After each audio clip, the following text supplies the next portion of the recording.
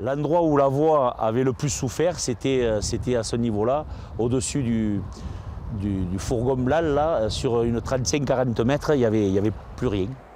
Effectivement, le 23 octobre dernier, les deux voies ferrées à la hauteur de Villeneuve-les-Béziers étaient ravagées par des torrents d'eau.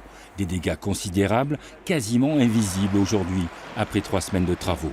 Mais attention, danger, la mairie de Villeneuve-les-Béziers tire la sonnette d'alarme. Pour elle, la ligne SNCF a été reconstruite à l'identique, sans tenir compte des leçons de ces inondations.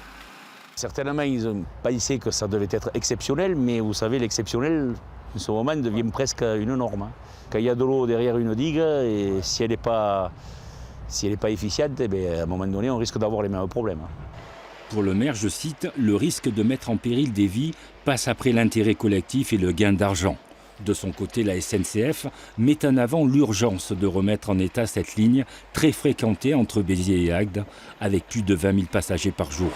Les études hydrauliques ne sont pas de son ressort.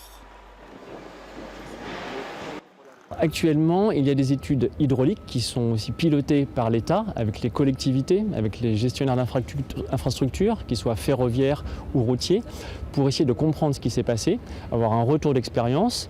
Et en fonction des études qui seront menées, des études hydrauliques, qui sont dans le cadre de dossier loi sur l'eau, nous prendrons les dispositions qui seront nécessaires et en fonction des conclusions qui seront menées avec les services de l'État. La remise en service de ces deux voies ferrées se fera sans les résultats des études hydrauliques. Elle est prévue à partir de lundi prochain.